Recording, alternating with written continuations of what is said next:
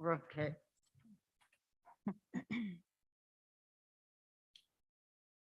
All right, we got a quorum here, so we'll call this Board of Directors meeting to order at 7:01 PM.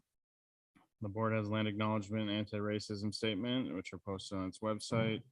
Roll call tonight, Keith and Timey both had excused absence. Brian's gonna be here just a little bit late, and I have not heard from Linda.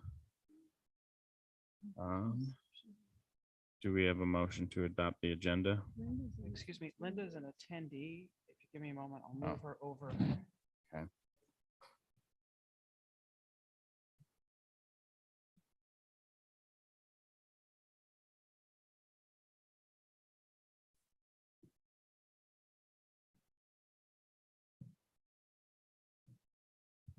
All right, so correction, Linda is attending via Zoom.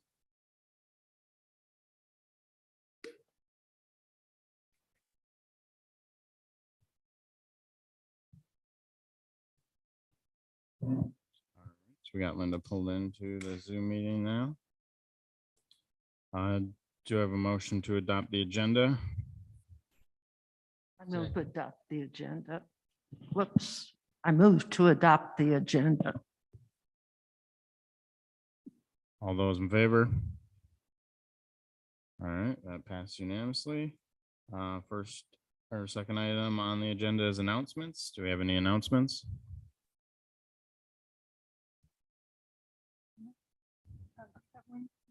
Yeah, I would like to let people know that culvert cleaning has moved to gates 9 and 13.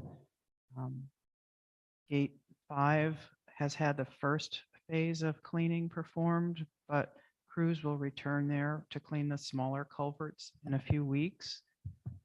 But the larger culverts in gates 9 and 13 are now being worked on. So please drive cautiously if you see the work crews at the side of the road.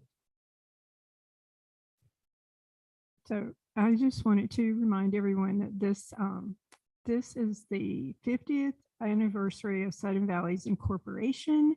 And so any of the members that may have interesting historical stories or photographs or something fun, please send them either to Joanne or to the editor at the Views. I'm so sorry, I don't know his address, but I think I don't know what it is. Anyway, look in your views and find out where to send those. But yeah, contribute pictures, fun stories, and just good memories of Sudden Valley's history if you've got them. That would be awesome. Thank you. Any other announcements?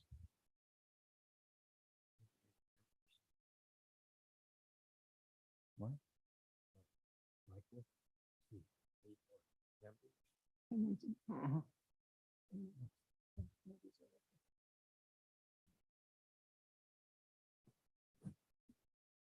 There's openings on ACC and I know they're advertised in the paper and on the website. There are openings.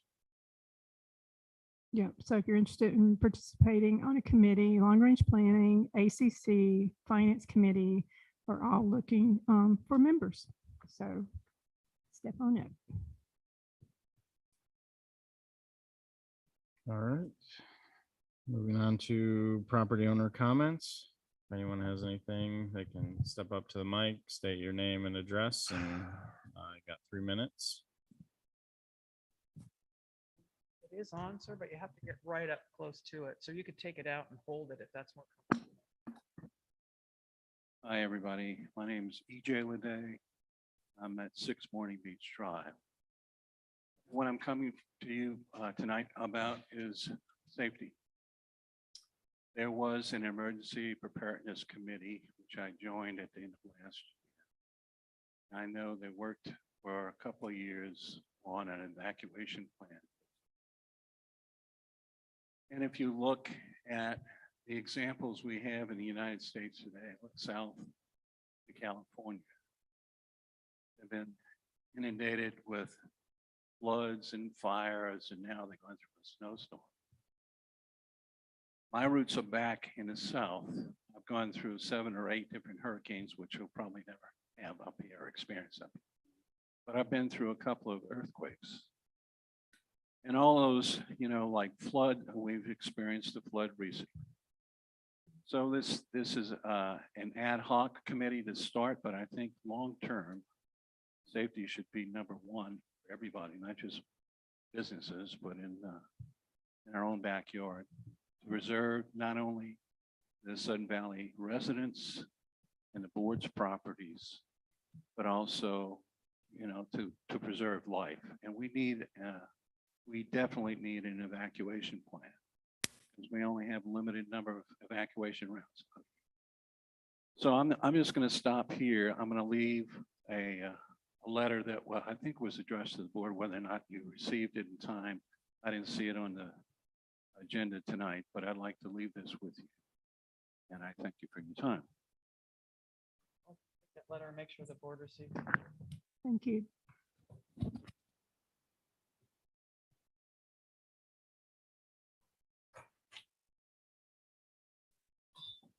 Any other property owners?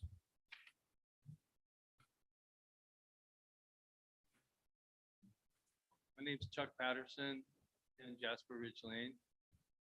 Just doing a follow-up from the last meeting about the wet slips. So trying to get a wet slip for 2 years. I left an email with the board last time. But Michelle said where I was on the list.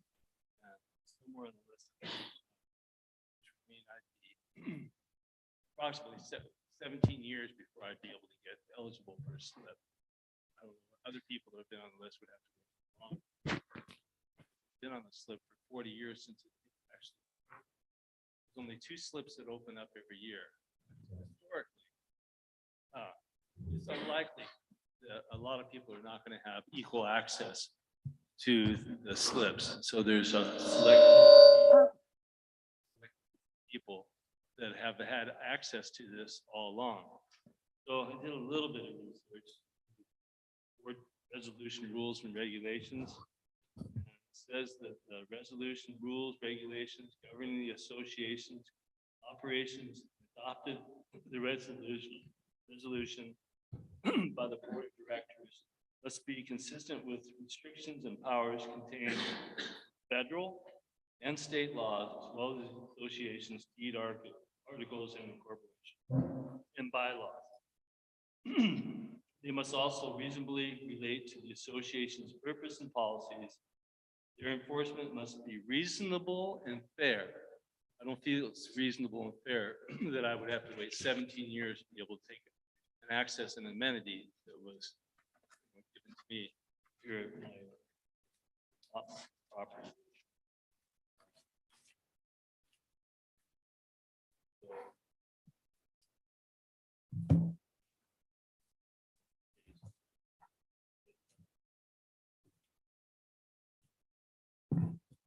This is under the Articles of Incorporation. I don't have it right now. Article 3, where the bylaws pretty much say that there should be equal access. Not exactly how it's written, but pretty much equal access to all the amenities. And so I'm asking the board that they address this issue, maybe notify all the people in the community that they don't have really fair access to the slips that are available, and that the board does something to change the rules, regulations, so that everybody has a fair shot at getting, a slip down there if they want to. The way it stands is I pay roughly in round numbers $1,800 a year. If I want to slip, it's another $1,000. An outside member, if that's all they use as a slip, they still have to drive on the roads. They still have administration fees that go into all this. And they pay $2,000. So I'm actually paying another $800 than they are, if that's all I want to use as a slip, which is their choice possibly. But more importantly is, there should be there should be a fair, reasonable way that everybody has a fair shot at being able to get a slip. And the this exclusive club that's basically able to renew their policy, their slip every single year, sublet it out. It's just not fair. I don't know what the legal, aspect of this is, but it just doesn't seem right. And those are my concerns. And I didn't know where I was last time I was in here, or where this went, because I didn't get any notification or anything, but I'm here again asking that the board at least consider, doing some kind of a meeting and then notifying other people that this is an issue that should be resolved. Thank you very much. And if you want my email, I can give that to you if that's okay. It's royalpatterson@aol.com. So if somebody would like to email me and let me know, maybe even where I stand on the list. I mean, I don't know the transparency of that. I could be 35. I could be at the 4th page on 5 pages of 40 each. But I don't really know where I'm on the list. And that's probably the case with most people. So again, just, fair and equal access to the wet slips. Thank you so much for your time. Thank you. Thank you. Thank you.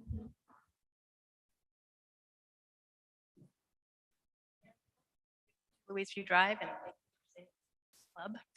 That's what I'm here to talk about. This And thousands of dollars of free advertising that 3 businesses have received in our views. So I'm really happy to see the changes that are being made to the views. No other business, CTK, El Agave, each of these pages actually has 4, some of the editions of the views. David Narcico wrote up to 4 separate articles promoting El Agave as a board director, as a communications committee member, as a resident. Why did this business get, they're a tenant. It is not the job of Sudden Valley to make sure that they succeed. It is their job to advertise. They don't. They had years of this. Remax, decades. So then, when CTK kind of got pushed out by a Remax realtor for the views, this is what her explanation is for why her articles were allowed. When I had my articles in the views, I was also an active serving member of the communications committee. I was assisting with the website, hosting and development, and setting up technology systems. It wasn't just like, oh, here, have free press, we like you. It was a trade. That is not what committees are for. It is not so that committee members get perks, get free advertising. And again, exclusive club is right. There has been an exclusive club for years. It needs to stop. I am very appreciative of certain board members, former communications chair Josh Bowens, that took care of this nonsense and stopped it. But there is nothing that will keep it from coming back if policies are not put in place to make sure that this doesn't happen. And no other businesses other than these 3 have ever received this kind of perk in the history of Sun Valley. And you can look it up yourself. Thank you, Ann. Thank you. Any other property owner comments?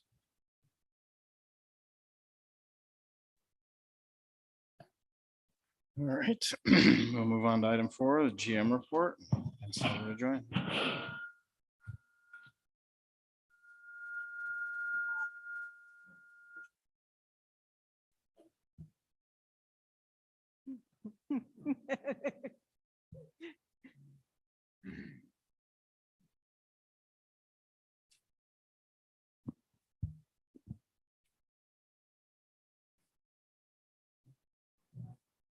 apologies for that sound problem. Thank you, AJ, for the opportunity to deliver my February general manager's report. First topic is snow removal. Generally speaking, in February, the weather was mild up until the last week, at least. At SVCA, we watch the weather very carefully so that we can de-ice, spread sand, and be ready to plow as needed. This snow season, new approaches to maintaining the roads were implemented by Maintenance Superintendent Mike Brock.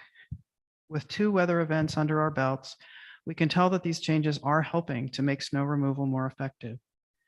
For example, The salt brine being used currently is a different product than was used in previous years. Applying this brine helps to keep ice from forming and also makes plowing more effective because the snow separates more easily from the street. Because we buy the brine from the city of Bellingham, it is also significantly cheaper than the product that was used before.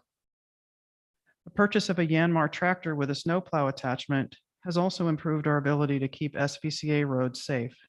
The tractor is smaller and more maneuverable than our other plowing vehicles, so it can effectively clear the mailbox clusters, cul-de-sacs, and other tight areas.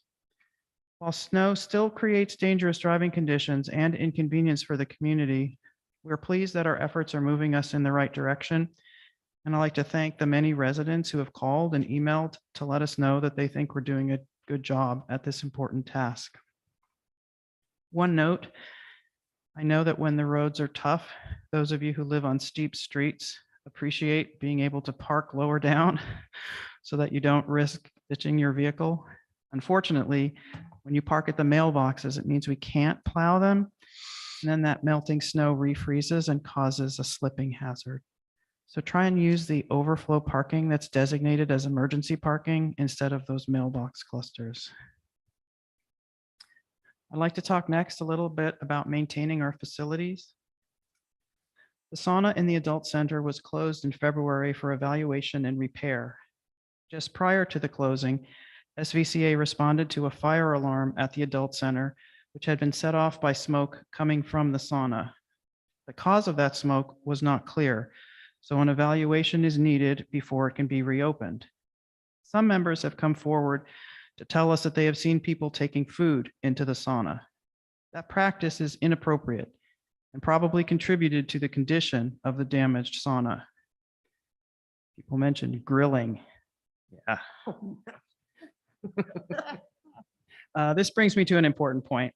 Sudden Valley is a very big place and has many assets to maintain. While we conduct frequent checks on all facilities and perform custodial tasks on a regular schedule, carelessness and malicious damage add significantly to our workload. Please help us minimize this by letting administration or security know if you see someone damaging property. One additional note, the sauna in the rec center is fully operational, so members still have access to a working unit, although not for cooking food. Culvert cleaning and our 10-year road plan. The recently approved culvert cleaning project began this month with good progress being made in Gate 5. Cold and snowy weather halted cleaning operations, but they have now resumed. Cleaning is being done by both our maintenance team and Stremler Gravel, an external contractor. We need outside help for this project because SVCA equipment cannot effectively clean culverts with a diameter greater than 12 inches or longer than 30 feet. The culvert cleaning will improve stormwater management and will make it possible to complete a full inspection of culverts as part of our 10-year road and drainage plan project that was awarded recently by SVCA to Impact Design. In addition to culverts, the inspection phase of this project will include a detailed inspection of the over 40 miles of roads in Sudden Valley. The inspection will be completed by experienced engineers on foot who will walk literally every mile of road to produce a detailed record of the current state of our roads and drainage. This information will enable Impact Design to include very specific recommendations for the road repairs and improvements that will be needed over the next 10 years. Please be aware that culvert cleaning and inspection work is ongoing over the next few months and drive carefully. If we run over our engineer, the inspection will take longer. Next up is capital project updates. The Gate 9 bus shelter roof replacement is finished and it came in on budget. Culvert 315, the Lake Whatcom Water and Sewer District Board meeting on 2/8/23 approved the project to proceed with the DEA. All other permits have been received. And the project is anticipated to go out for bid in March. Construction will begin for this summer. The Barn 8 re-siding and covered bridge replacement project. This project was submitted to Whatcom County for permit review on 2/7/23, and we expect that it'll go out for bid this spring with construction again starting in the summer. Construction will be organized so as not to interfere with the main pool's operation. The design for replacing the covered bridge entry into the dance barn that many of you came through this evening, that design is ongoing and will be submitted as a separate project for permit review with the county. The maintenance shop remodel, the design is complete and was submitted for permit on 2/27. Again, we'll be bidding that out in the spring when expect construction to start in the summer. The Marina Boat Launch Dock, design is near complete and permit application will be submitted to the county in March. Again, the project will be bid in the spring and installation is proposed for the summer. The ADA improvements to our playgrounds. ADA improvements will be completed at the rec center and Gate 5 entrance playgrounds. The project will go out to bid this month. And again, construction will take place when the weather gets warmer. The Austin Creek Golf Course repair, design and permitting anticipated to be completed this spring with construction taking place in the summer. The Cold Spring drainage repair, design and permitting is underway. Good progress expected to be completed this spring and construction will also be completed during the summer. As we mentioned, the culvert cleaning has begun and we anticipate that will be finished by the end of April, weather permitting. The road and drainage evaluation began on 2/20 for the 10-year capital roads and drainage project, and that is anticipated to be completed in May. The rest of my GM report includes detailed departmental updates, which you can find either in the views or posted on the Sudden Valley website tomorrow. Thank you. Thank you.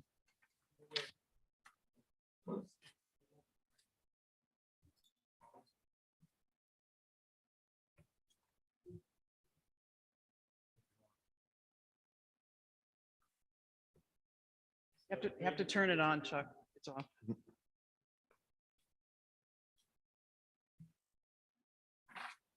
It's great that the ditches are getting, cleaned out. They need it, obviously. One thing that I've noticed is the private driveways, the grates that go across the driveways are filled. And so when the water runs off, it's supposed to go into those grates and then down into the ditch. Instead, it goes over the grates and into the road, which creates ice and is a hazard. So if there's going to be somebody walking around checking out all the ditches, they should also do an inspection of all the private driveways, make sure that those are clear so that the water doesn't run off into the road. Thank you.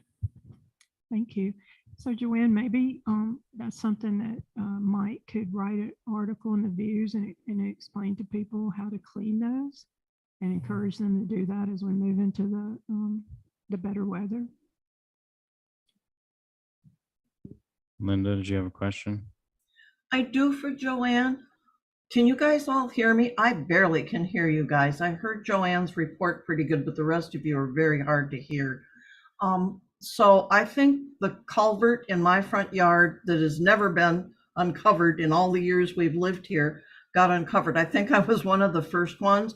I literally have a hole in my front yard. I know a lot of times there's rock put around these once they're exposed. Is that going to be part of this project or not? We didn't finish it. There is no provision for armoring. That's what putting the rocks over the dirt. That's called armoring. Very, very descriptive word there. There is no plans to do that on the more than 300 culverts we have. One of the things that we're doing as part of this inspection and cleaning is the maintenance team is walking an area in advance of the external contractor coming in to clean the larger culverts. And the reason we're doing that is because not all of the culverts are on our map. So while we think of the association as having about 350 culverts or so, that's what's on the map. Many additional culverts have been found and identified and now are being mapped by our maintenance team. And they're marking which culverts are large and are going to be cleaned by the external contractor. And they're making note of the smaller culverts. Now, I'm not talking driveway either. Driveway culverts are not part of this, but just other miscellaneous culverts and drainage elements. We're making notes of the ones that are smaller And then there'll be a second wave. The maintenance team is doing the survey first, updating the map, and then they'll go back and clean the smaller culverts. So this is a massive, massive undertaking. I don't expect that, I mean, we'll clean them all this year so that they can be inspected, but there may be additional work that's needed in the future, such as what you just described, Linda. We may have to consider doing different things to maintain the culverts open and functioning.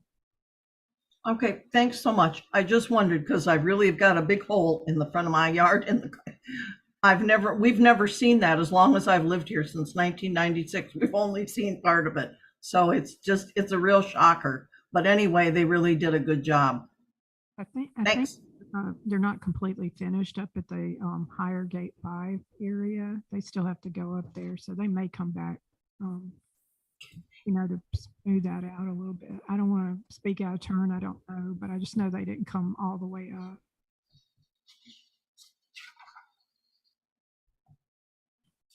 All right, any other questions? All right, we'll move on to our new business. First item on the agenda is a request for approval for the Summer Jazz Series. I'll pass it over to Joanne. Thank you, AJ. The purpose of this request is to ask for approval for scheduling an event on the soccer fields adjacent to the recreational center. The Friends of the South Wacom Library have requested permission to rent the soccer fields adjacent to the rec center for a concert event. Planned for Saturday, July the 15th from 2 to 3 p.m., they project that the event would attract about 150 attendees.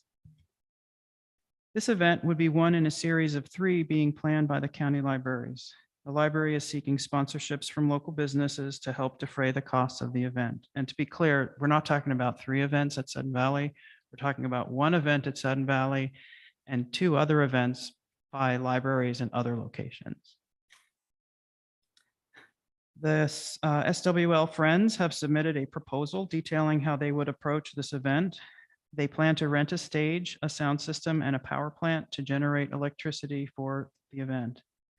They will have at least 20 volunteers on hand to help with directing attendees to information tables, snack stations, and seating areas, as well as directing cars to parking, distributing information and snacks, and helping to set up and tear down and do cleanup. The SWL Friends do not plan to sell anything at this event, although they are soliciting sponsorships, as previously mentioned. They've been in touch with county officials to determine that a permit is not needed for the planned event, and they have insurance to protect against risk. The Friends have asked for a decision to be made before March 15th, which is their deadline to commit to holding this event.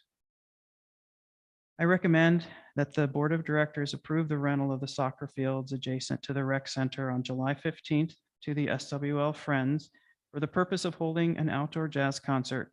I believe that the Friends are organizing appropriately for an event of this scale and that they'll be excellent partners with staff to ensure a safe and successful event. This is being brought to you because there are no set fees for the rental of the soccer fields. The closest comparison for this event would be the rental of the dance barn, which has a capacity of 450 people. The fee for renting the dance barn for a 4-hour period on a weekend is $420, and it requires a cleaning deposit of $100. I propose a rental fee for the soccer fields of $500 with a cleaning deposit of $250 and an additional $250 to pay for an additional security guard on that day. A note that was not in the memo. It's not about the size of the venue, it's more about the capacity and the expected wear and tear on the grounds and the potential impact on Sudden Valley residents. A concert being held outdoors would have, obviously there'd be sound. And if you choose not to attend, it won't matter. If you live near the event, you'll hear it. So to recognize the impact of the event, that's one of the factors that went into the recommendation of the fee amount.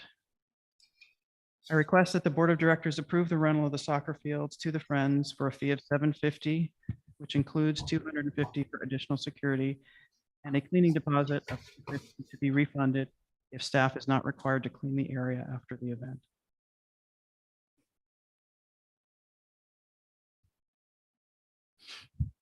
All right.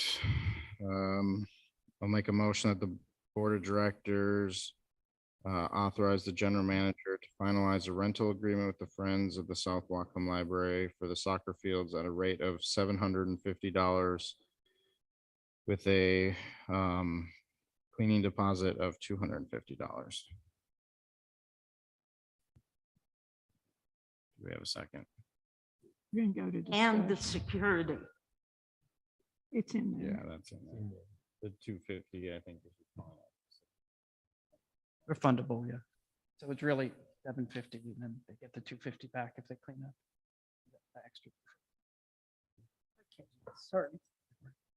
Is there a second? Second, I see Linda's hand up, so go ahead and then Sonia. I think the rate's a little steep. I understand the whole thing about the size of the people in there. You could easily, if you went by the fee that we charge for the marina shelter, which is open, which is far less than the suggested rental that we're charging them. And the cleaning, why we're charging $250 when it's even stated in the existing fee schedule that the for outdoors, the cleaning fee is $100. So for a half day for the marina shelter is, if it's for during Sunday, Friday through Sunday, is $60 for a member, $100 for for a non-resident, if you would consider them as such. But then the cleaning and then the security, you come in way under that. We're even way above any comparable rental that's within the city of Bellingham or in the county for rental rates for that sort of a thing. It isn't like that ball field's in pristine condition. So I would suggest that we lower the fee to $60 for a half day, $100 for the cleaning, and $250, which would take them down to $410. So that's just my concern, is that we don't have anything on our fee schedule. We haven't even approved the full fee schedule. All we've approved is golf rates and marine rates, and we're still waiting, and it's March already, and we're not dealing with any of our fee schedules. So that's my suggestion. So a couple of things. One is that the fee schedule is set until when it was put back in front of us to make those golf changes and et cetera. That means we were approving what was put in front of us. So we did approve the fee schedule. And from what I understand, this is what Joanne is bringing back, something they've requested, an item that is not on our fee schedule. And so that's why it's in front of the board, is for us to determine what is the fee. There is certainly nothing stopping them from renting another venue if they think this one's too expensive. As it stands, this community already supports that library, and my taxes support the library. I just got my tax bill, and when you figure out how much all of this community, we put in over $750,000 to the Whatcom County Library System. And that library pays us $325 a month for that building that cost us more in utilities than $325 a month. It's not our responsibility to cover the Friends, a for-profit. I don't care if they call themselves nonprofit. They do make a profit and they don't return it back to this community. So they can pay for this event. It takes our staff time. That security deposit, the cleaning deposit's refundable if they clean up behind themselves. So that's number one. Number two, on here, they're asking us to provide free general event promotion via the Sun Valley Views, the Sun Valley eBlast, the Sun Valley website. And although they're saying they know they can't include sponsorship on that because we don't do that anymore, that stopped about 1.5 years ago. The reality is If they want to promote this, they should pay for advertising in the views. Otherwise, it is just like the same way we promote everything else. If it's on our calendar and they've rented a room and it's available, it goes into the views under Sudden Valley happenings. It goes into our e-blast as part of our calendar for upcoming activities in the association. But this isn't a free promotional thing. This is just us informing our members that this is what's on our calendar of events for our facilities in the upcoming week, for instance. The other thing that concerns me is what we've got here of them asking for signage and our sandwich boards. So my understanding originally was that that we were looking at direction. They wanted to put directional signs, use our sandwich boards for directional signs inside the community the day of the event. But this doesn't read like this. What this asks us is for us to give them 4 sandwich boards that will go at the entrance, and then also it appears that directional signs. It's not clear to me. These look like promotional signs. So I'd like some clarity on that.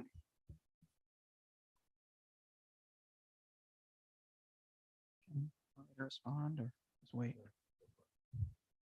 I did go over it and look at the lawn there. It's large and it's in pretty good shape. But from what I saw, it's in a lot better shape than the dog park. And it's also clear of the usual dog park stuff. And we'd like to keep it that way. The price is, I don't know, I think it's pretty fair. I would like us to see that work out, and we could possibly use that for some future events, because there happens to be parking in a considerable amount in the golf parking lot that's right there on top of that area. And also there's parking at the barns. It's a great spot actually to use for those type of events, because we won't have to restructure, shut down the dog park, create parking in the boat area, because that marina can become quite congested. It's a big deal to set up over there, and anybody using a covered space over there, that doesn't necessarily mean they get to use all of the acreage. So I would like to see us explore this some more, to where we might be able to have a little more added to that area and get some more multiple uses out of that, especially with that parking lot. And the access into there doesn't require a long drive through our residential areas. It's that short drive where you enter and turn at golf and drive in there. So it's a minimal impact by parking there on the residents. So I think it's a great spot. I think we ought to see what we can do to make that a little more multiple use area.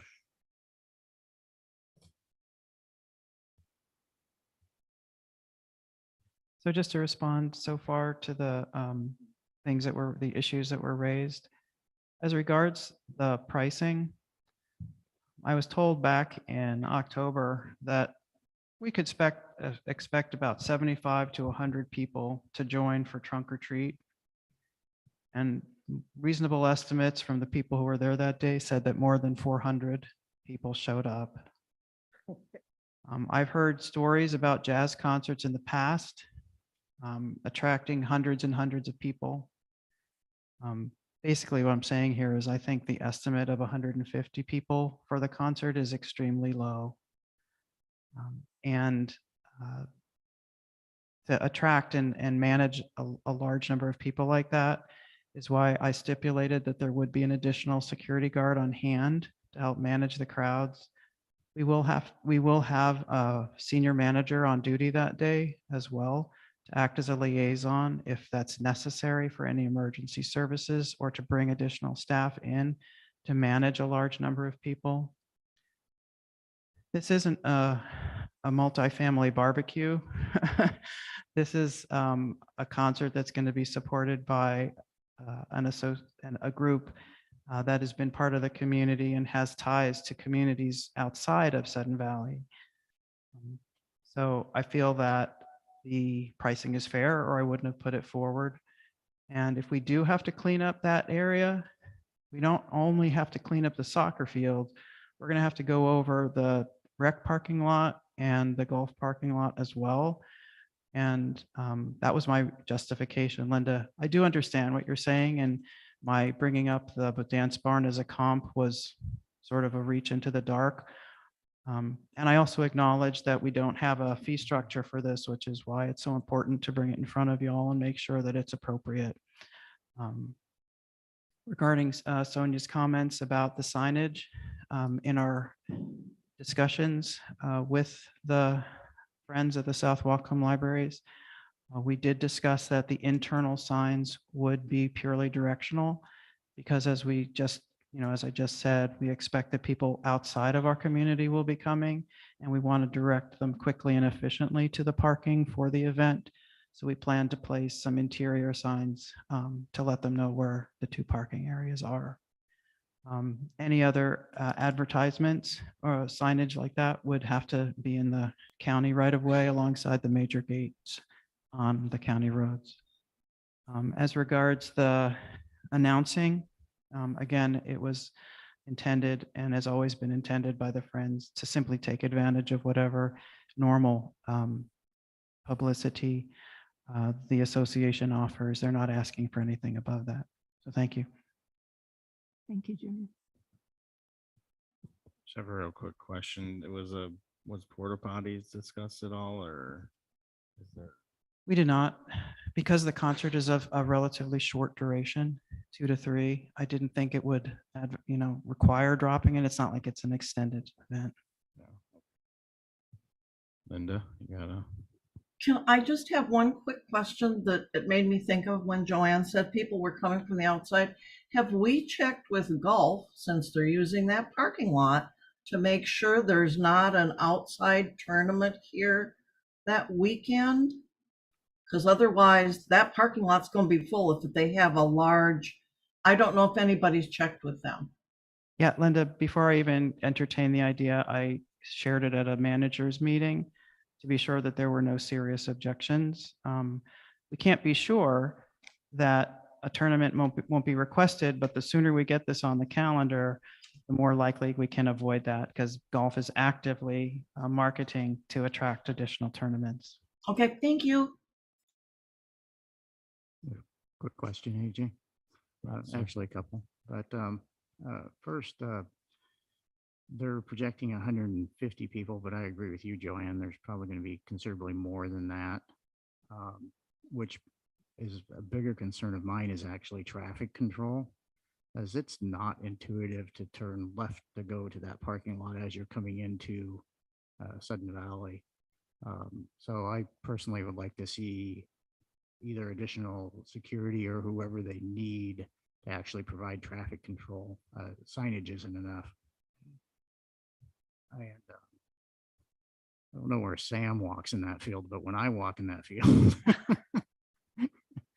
it's going to probably need to be cleaned up before they actually have the event. Yeah, often mowing can address that by distributing the refuse. It's a concern. And the intent is to recruit, as I mentioned, at least 20 volunteers. And so those folks could, with appropriate vests, which we have in our Sudden Valley stock, they would be safe standing by the roadside and pointing.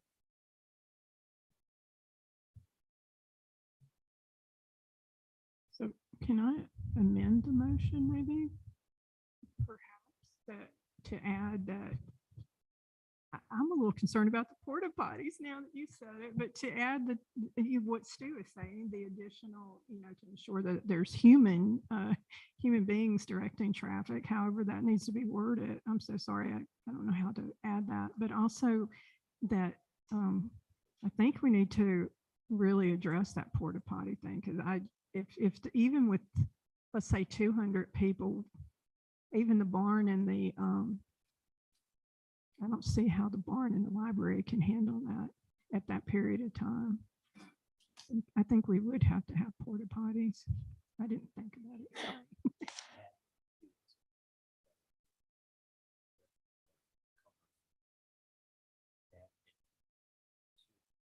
At the golf thing?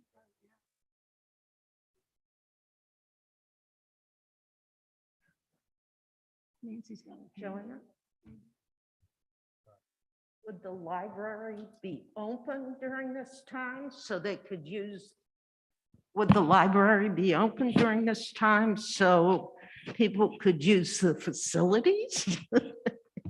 Yes, and that was another reason for moving the event from the originally requested venue, which was the marina, to the rec corridor, since it would make more sense that they could walk to the library and see our beautiful new playground.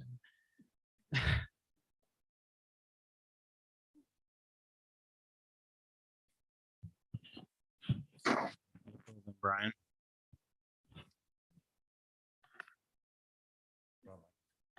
Yeah, on that note that Sonia brought up, I've helped a couple of places do block parties, and there is a code for county and city for human facilities for the estimated number of people, so you might want to check on that. They may demand that you have a couple of facilities. Thanks.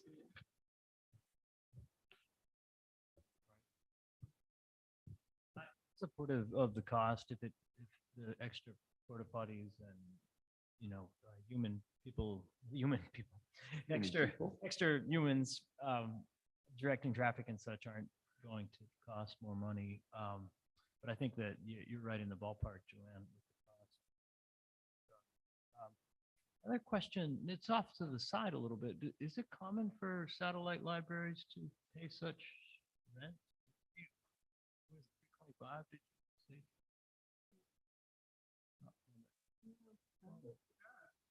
Yeah, and so the funding, as much as I love libraries, right? I'm an English professor, right? But like I love books, but I'm just wondering, like and that money comes from tax money, right? The funding for leases.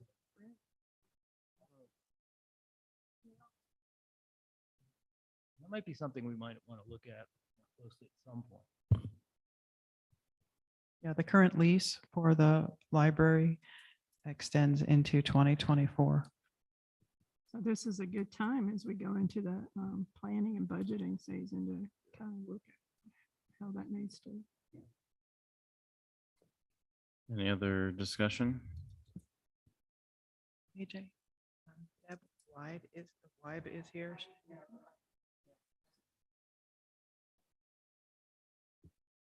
Sure. Yeah, come to the mic though. Might need to turn it on. I think it is. Yeah, you have to get right up close.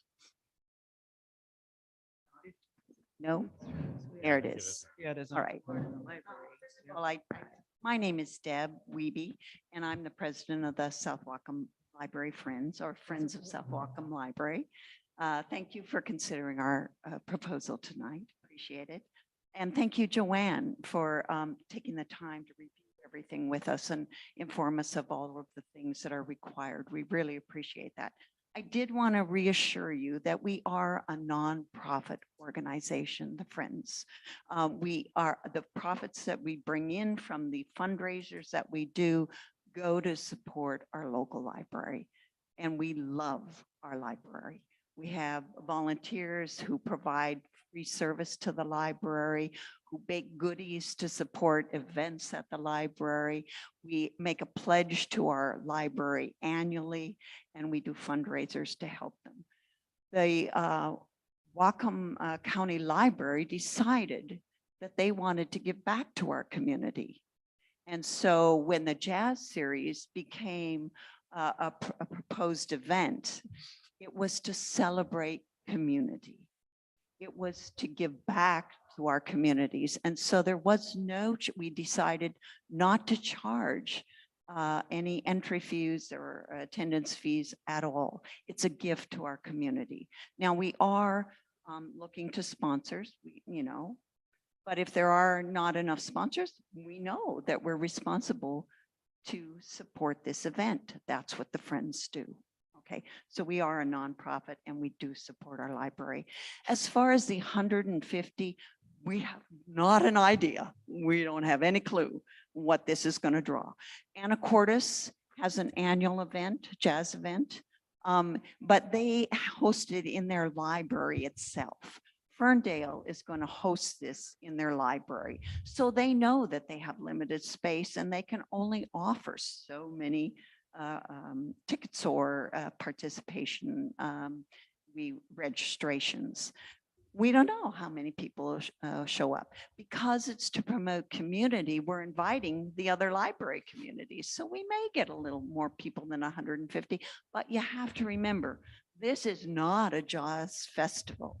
This is a 1-hour concert.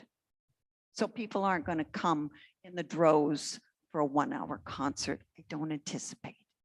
Okay, so we would be glad if we got more folks, and we would plan more appropriately next year because we hope this will be an annual event to honor our community.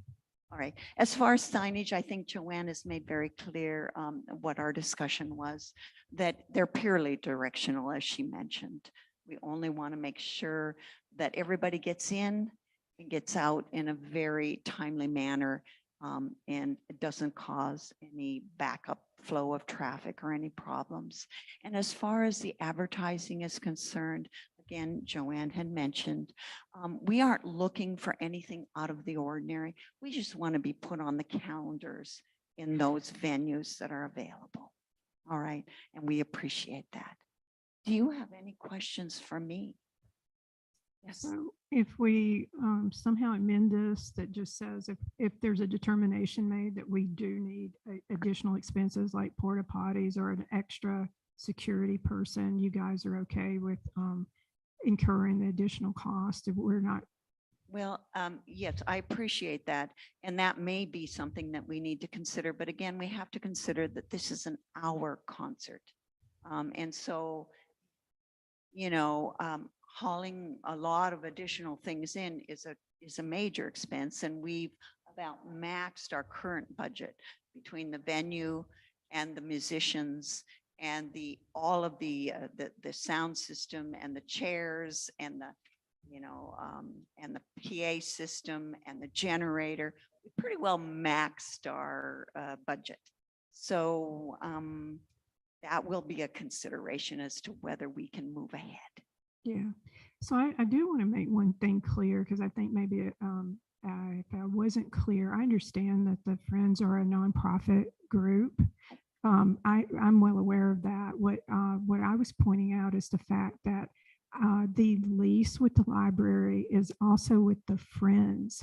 And so our agreement. It's not. It is No, actually. it is currently with only the Whatcom County Library. We were reassured that that was the case By whom? by the library. Well, they're incorrect. You're on that lease. You are And- cited on the lease. I've seen it. Okay, then we need to attend that with the library because we were told that we were no longer a part of that.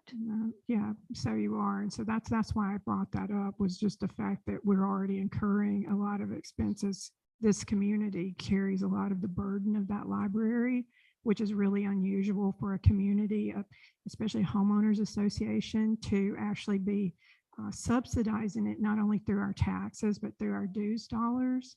And especially when there is a Friends organization that is actually on the lease. You know, so you guys fundraise, but yet we don't see any of that money to help offset our expenses for supporting that building. And that's what I was concerned about when I mentioned that. So I just want to be real clear. I appreciate that. So we'll, It was that's my something that, yeah, understanding we that can were work no through. longer on the contract. Okay, well, we can work through that. Okay. How join the Friends of the Library? I'm sorry, How can you join the Friends of the Library? oh, anyone in the Sudden Valley, the Geneva, or the Glen Haven communities are welcome to join the Friends of the South Whatcom Library. We have membership drives. We're present at a number of events in the Sudden Valley area to offer memberships. And during the COVID period, our memberships were free. There had been a membership fee earlier than that. to support the library. We're talking right now about whether we should go ahead and reinstitute a membership fee just as a kind of support, but right now it's currently free. And we welcome anybody. Thank you. Thank you very much. Yes. Sam? Oh, Oh, I thought you had a question. not for you. Thank you very much. Thank you. I got one more thing. Now, the price, it sounds like we're close. We're gonna have some expenses there because it's a one-off and we need to learn and this is gonna be a learning curve and working with them. And so we can learn of what that value is of the place and how to put together events, and we get to all see how that works. And so I don't think we have a problem with having that fee set there. That sounds about right, because we're going to be having to do some extra work just because we haven't used that area for this. So it's going to be something good for us to learn and then be able to use that. Do we have any idea what, okay, so how much does security cost one day? So if we add a person, an extra security, There's and then, already an extra security in the proposal. but Steve was saying maybe an additional one, right? Yeah. I was so concerned about traffic control. $250 $250. dollars covers 8 hours of security. So we Okay. could potentially get 2 guards for 4 hours, which is really more than we need in terms of directing traffic if the event is from 2 to 3. So I think that we're covered with that. Even if we do need an additional guard, like an additional.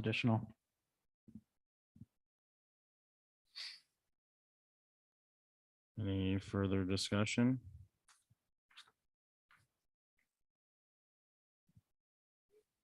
All right, the motion on the table was for the board of directors to authorize the general manager to finalize a rental with rent of the South Wacom Library for the soccer fields at a rate of $750 with a cleaning deposit of $250 included in that.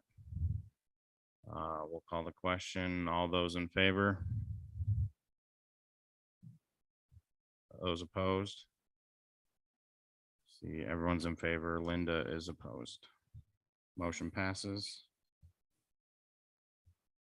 All right, we'll move on to the next item on the agenda, which is a request for approval with the Thank you, AJ. The purpose of this request is to ask for approval for the Unilec contract for the 2023 election services. Back on February 9th, the Board of Directors directed me, the General Manager, to negotiate a contract with Unilec for the election services. The negotiated contract is now being presented for approval. In the agenda packet that was distributed and posted on Tuesday, I included a copy of that contract. The key dates have been updated. The rest of the contract is substantively the same, with the exception of the updated timing. Their board members had the opportunity to examine that contract. I received, and I believe the board was copied on, some suggestions for amending the contract. And at your places this evening, you got another copy of the Unilec contract, and this one has highlighting on it. The highlighting shows the suggested changes to the contract that were made prior to the meeting. So for the sake of efficiency, I put those onto this document and marked them.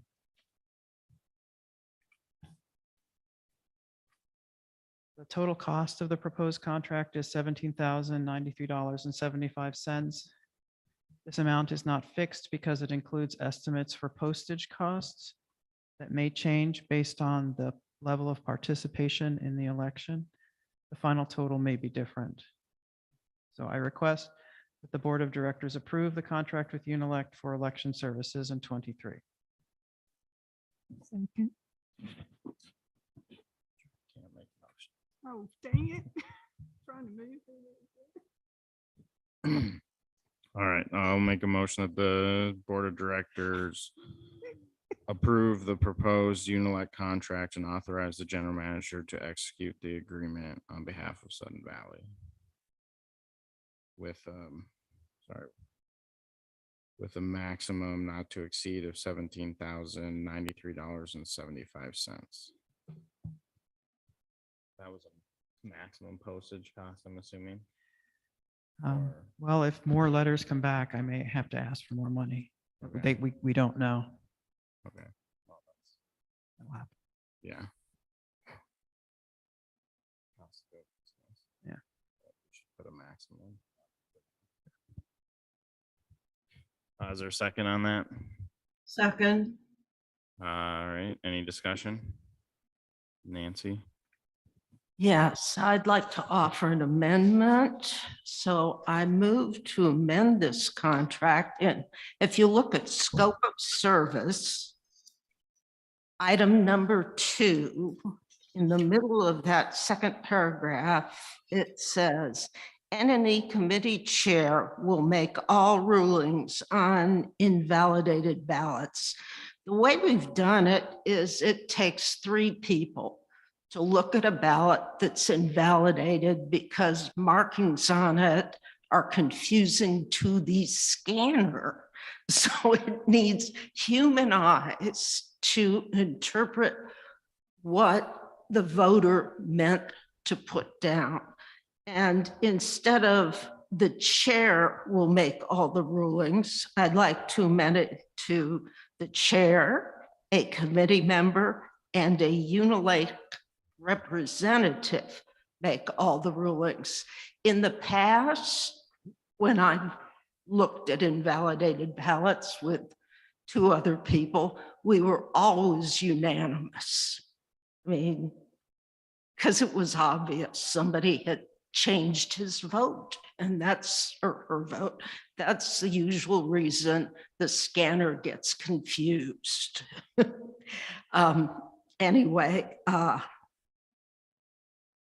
move to amend the sentence to SVCA N&E committee chair, a committee member, and a Unilec representative make all rulings on invalidated ballots. Does anybody have any objections with that? No, that's how we've done it, but Unilec kind of tries to stay out of it and let the N&E committee kind of decide, and they may give advice, but they try not to, they would leave it in our park, but it should be 2 or, it was always 2 or 3 people made that decision, not just one. I'm fine with that.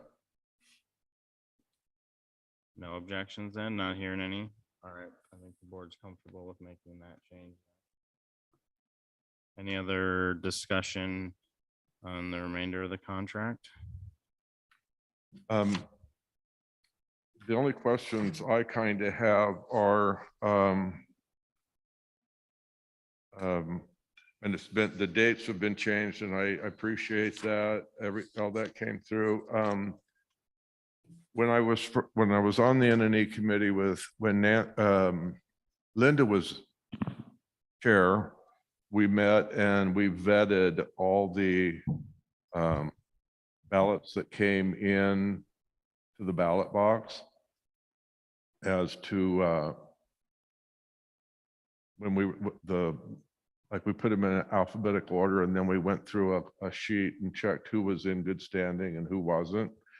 And Nancy and I did it too once, but then I think the next year it was decided that Unilec had the ability to do that on the day of the election. But in my understanding, and I don't know if this needs to be in the contract or not, but part of it is because when my understanding is there's a clause somewhere, and I've been looking for it, but it does talk in the manual about vetting the ballots when they come in. But there should be an opportunity for the homeowner to be notified that they're not in good standing rather than waiting till Saturday to run them all through Unilect and then find out somebody's not in good standing and they're not given an opportunity to pay their dues up to be in good standing. So the entity committee has talked and we all agreed that we're gonna, when we take the stuff out of our box, out of our Dropbox, that we'll put them alphabetically and then run them through a master list and find out whether they're in good standing or not. Because Linda had all that on her computer and Right, and it's a violation of people's privacy. You guys can't, it's not legal for you to be into our member accounts and for just to be able to see who's delinquent and who's not. There's, consumer protection acts involved with that. And that's why it was discontinued because just random volunteers should not be seeing who's delinquent and who's not. well, then is there a way staff can vet those and give the homeowner an opportunity to be in good standing? I mean, I want to get everybody's votes to count. I understand what you're saying. I don't know the solution. Do you? What were you doing? So my suggestion is that we publicize in the views on the website and through an e-blast in advance of the election, that people have the opportunity to check with us at administration to find out if they are in arrears, not in good standing, and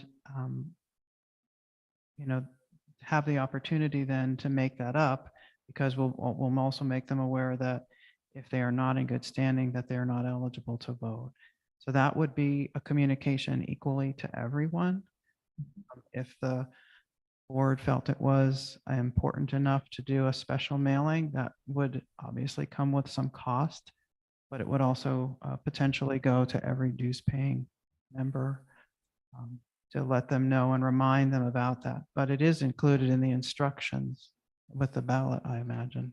So they're already getting a notice of the need to be in good standing. Okay, because it talks in the entity manual in two different places about vetting, that we're to vet entity and the staff are to vet these ballots. So what are we vetting? We're electronically providing a file, which is the most current file at the time of the election. And that is what's ultimately used by Unilect to determine whether an account is in good standing or not. We also bring a member of the accounting staff to the annual general meeting so that those who are not in good standing have an opportunity there and then to rectify it and have their vote count. But you're vetting that they're actual members as well. That those, So we'll have a list right? for that I information. don't know. Isn't that correct? You're vetting that they're actual members of the association, correct? They wouldn't have a ballot if they weren't members of the association. Yeah, they can actually. Would they do that? Yeah. They wouldn't have a ballot if they weren't members of the association, because that's the mailing list. You are checking if the ballot is signed. But what if they just sold their home and then they received a ballot?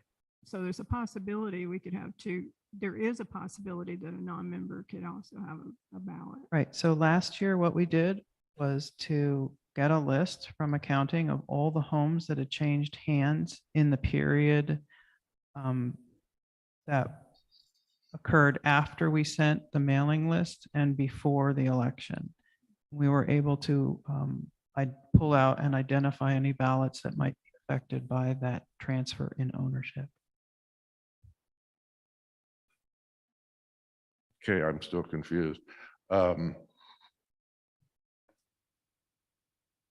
So it's, So, Staff needs to vet the member in good standing, I think. but there was when Linda was doing it, we had this list and we checked off that they had voted, that they were a member and they had voted, and we communicated that with Unilect. As my understanding, that Linda communicated that those ballots came in. So there was a conversation between Unilect and Linda as the chair, that the ballot had came in, and I know that, I don't know when it was changed, but I know there there were a couple that were not in good standing, and we called them and they came in and took care of it.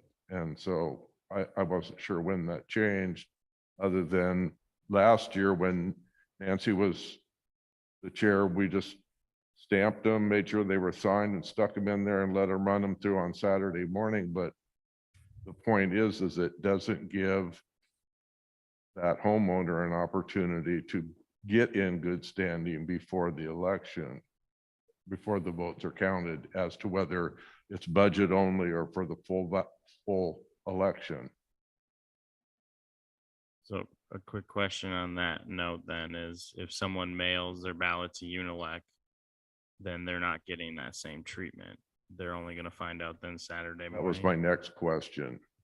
Is It that- is, because So it seems like we should have a fair process that's Yeah. consistent for everybody, and just because you turned your ballot in a drop box here doesn't mean you should get prior notice that you're behind on dues, yeah, as opposed to if you mailed it.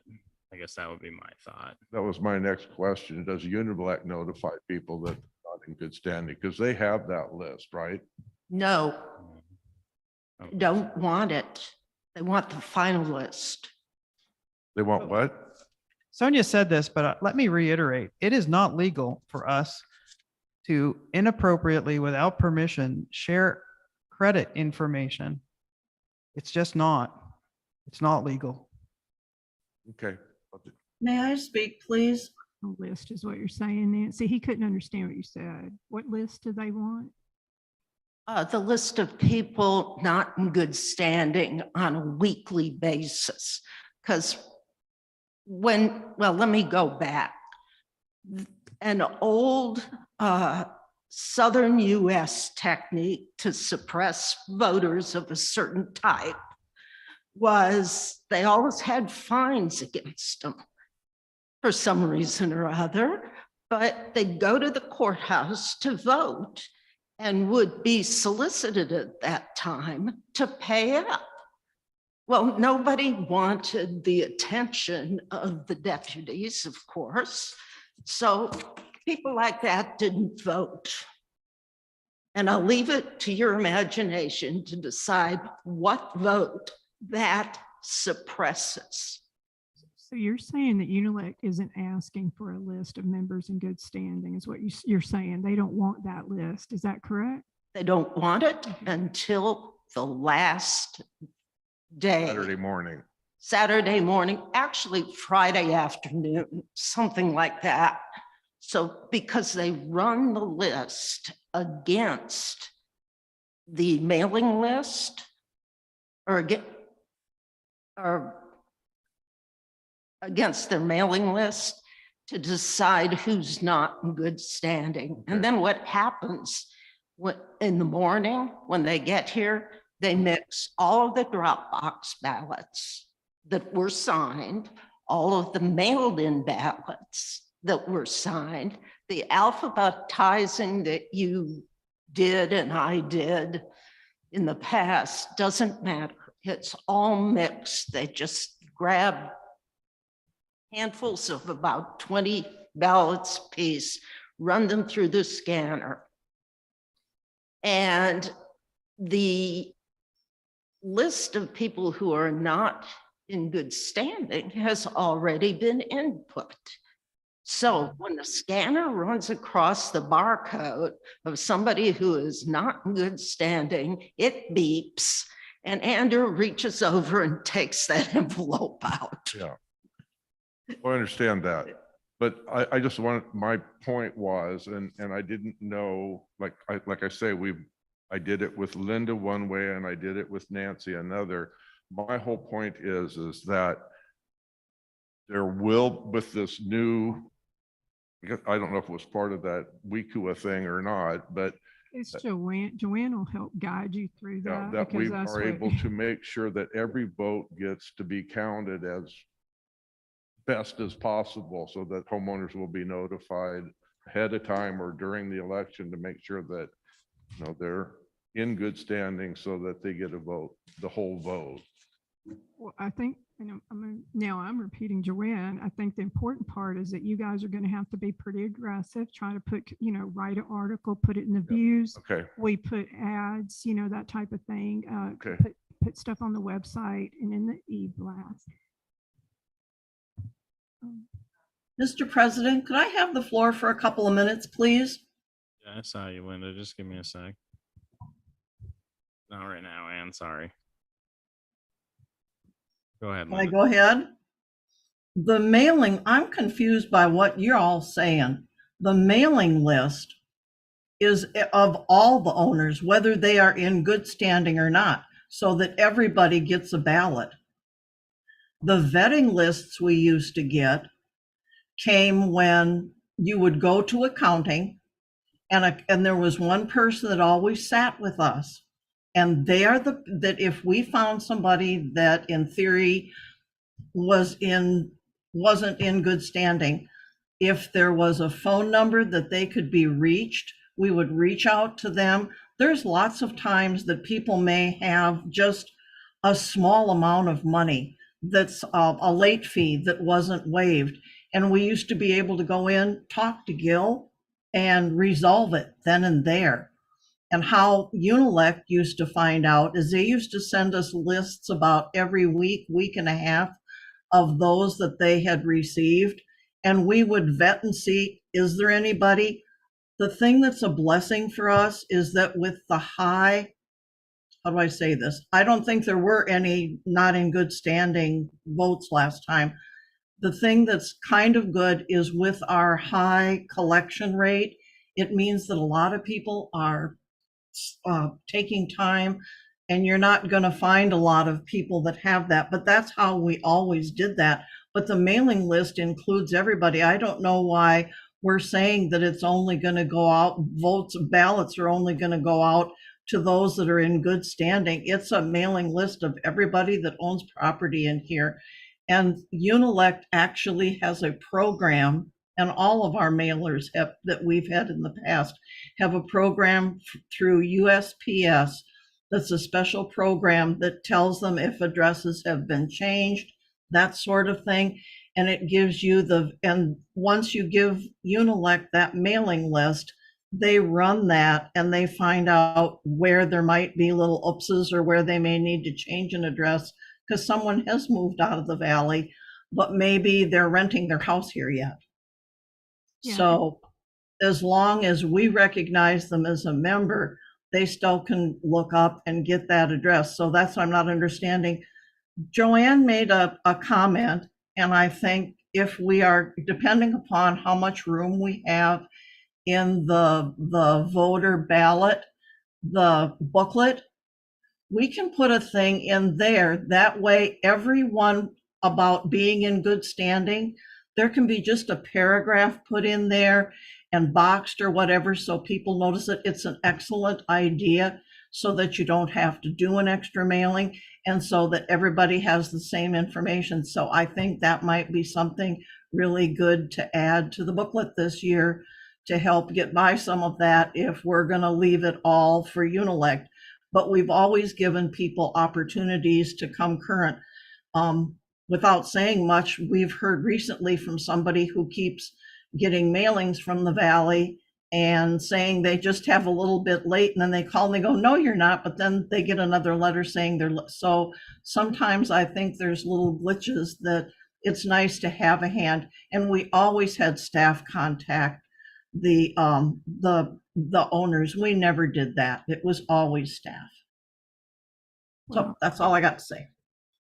from what I have heard, I do know that I have heard people that were on the NNE committee state that you guys did contact people, and you also wrote on the envelopes that they were not in good standing. So everyone in the counting room could see that that member wasn't in good standing.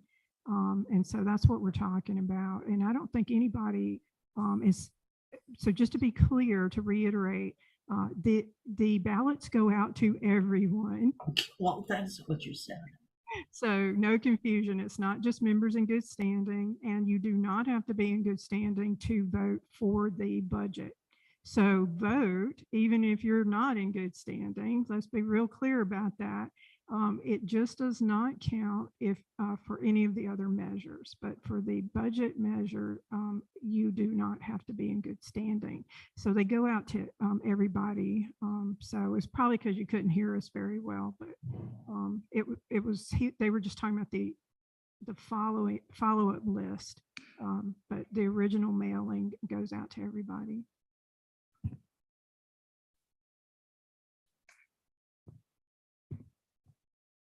Any more discussion? All right, I will call the question, the motion. Are people okay with the changes in the highlighted copy? Because those were submitted after Tuesday. Has everyone looked at in their packet here? That's the There's- blue and the yellow. Yeah, it mostly just is like kind of chain of command thing, making sure that it's committee chair and general manager dealing with the contract. Plus the amendment that I made earlier. Yeah, we already approved that change through no objections. All right, then the motion on the table was that the board of directors approve the proposed Unilec contract and authorize the general manager to execute the agreement on behalf of Sudden Valley with a maximum of not to exceed of $17,093.75. All those in favor? That passes unanimously. All right. We will move on to the next item on the agenda. It's capital request regarding website improvements, and I'll pass it over to Joy. Thank you, AJ. The purpose of this request is to receive approval of capital funding for website improvements. In 2022, $10,483 was set aside for capital improvements to SVCA's website, suddenvalley.com. This work was deemed necessary to improve the user experience on the site. Unfortunately, work was not completed on the redesign of the site, so a project was not put forward in 2022. Over the past few months, the website has experienced major issues with its foundational infrastructure. Specifically, the version of WordPress on which it was hosted was very out of date, and many of the plugins that were used on the site either hadn't been updated in years or were so old that they were no longer supported at all. In December, the administrative team took action to update the site software and move it to a hosting provider that was able to actively support it. At that time, the hosting provider recommended that additional work was needed to make the site reliably operational. Since moving the site, that recommendation has been proved to be true by our experience of multiple page failures and a general unreliability of the site. At this time, I recommend that we approve use of the 2022 funding for the update and repair of suddenvalley.com. Work completed by the Communications Committee in 2022 resulted in a basic website design with updated graphics and improved ease of use. The new design is very similar in feeling to the current site, retaining some of the main features while simplifying the layout and modernizing the functional elements. By functional elements, I mean the menus and the various ways of rendering elements on the page. The new design feels familiar, but easier, better. To be clear, the Communications Committee did not finalize a design, but their work has provided enough direction to move forward quickly on implementation. Our current hosting provider, ClickMonster, is familiar with suddenvalley.com and provided an estimate for implementing these new graphic elements and streamlining the page design. As part of this work, non-functioning plugins, such as the one used to create the event calendar, would be replaced by currently compatible near equivalents. The project proposed by ClickMonster would create a functioning infrastructure for the site. It would enable, but not complete, the gargantuan task of reviewing and updating the site's content. This work would be taken on piecemeal as time and resources allowed, and would benefit greatly from guidance from the Document Review Committee. My request for funding is open-ended because it is not possible to estimate the ancillary costs that would be incurred to review and reorganize the content in the new site design. For example, we might need temporary labor to upload, rename, and relink documents that were found on one of the 3 sites where content is now stored. In addition to temporary access to skilled labor, it also may be necessary to purchase licenses for additional plugins or to buy professional graphics. A summary of the estimated costs is shown in this table. If this project is funded, it would deliver a functioning website in a short time frame that makes best use of work already completed. Further, choosing to use the current hosting provider to perform the work is efficient since they're already familiar with the site, and it is also practical since if they build it, they will be in the best possible position to provide ongoing support. Costs will also be kept to a minimum since SVCA staff will be able to review and revise content and then pass it off to more experienced temp staff to be loaded to the site. ClickMonster is able to begin work immediately upon approval, and they anticipate delivery of the final website by April 15th, with work on content review continuing throughout the summer. I propose that SVCA redesign and rebuild our current website, suddenvalley.com, using our current hosting provider, ClickMonster, to update the infrastructure and occasional as needed temporary labor to provide necessary expertise in support of staff participation in this endeavor. I request the authorization of $10,483 from the 2022 capital budget to be used for the rebuild of suddenvalley.com, and authorization for me, the general manager, to direct this project within the not to exceed amount of $10,483.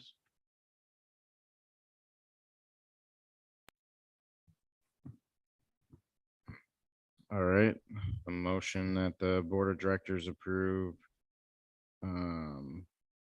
This is the surf fund, right? Approve $10,483 from the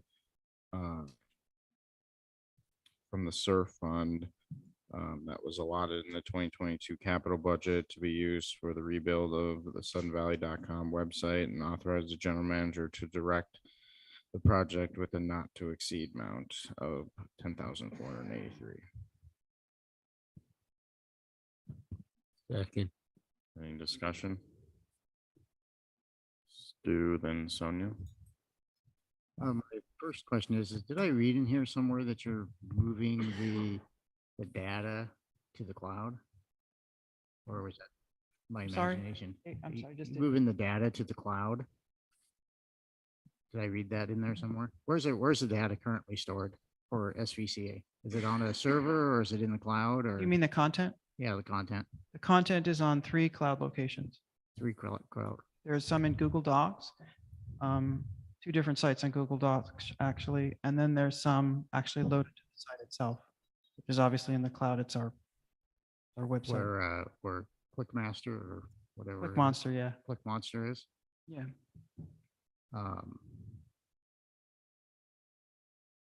Yeah, that's kind of interesting. I'm not a big fan of cloud-based things. The reason being is none of them guarantee that they protect your data. So you can have something loaded up on the cloud, and if their servers crash, even though they claim they have a backup, Sudden Valley can lose all of the data that is on that cloud-based system, and you have no way of recovering it. I know this from experience because I lost a couple $1 million worth of data for my company. They just don't even Amazon Web Services. They don't guarantee that your data is protected or backed up. They tell you that it is, but they don't guarantee it. So I do a little bit of evaluation as to where the data is being stored for starters. It's always usually best practice to have your own on-site server and then run things off the cloud. So your server acts as your permanent data store. That's usually best practice.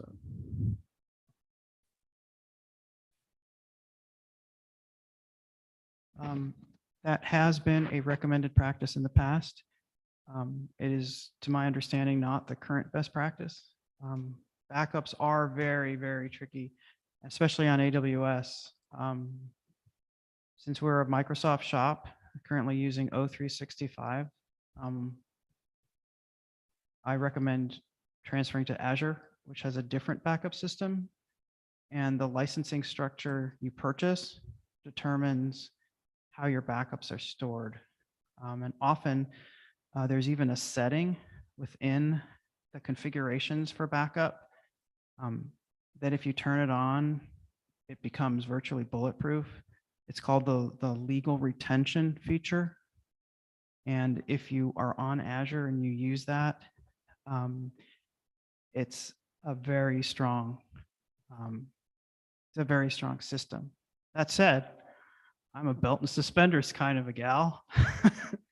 And I absolutely positively agree with you that we should not be loading our content willy-nilly into a website provider and expecting that that's good enough. You're totally right about that. And that's actually one of my biggest concerns. When I came here, I realized that we were loading our content to Google Docs and relying on things that were legal documents like minutes to be in Google Docs, which is, as many of you may know, a free service with no guarantees. So part of this effort and why it's so large is that we need to identify those files in those 3 different locations. We need to bring them together. I would put them in the cloud in 2 different locations so that they're co-load, but they're still virtual. That allows us to hit it from any computer that's authorized with a key. So that's, to me, that's the best system out there now.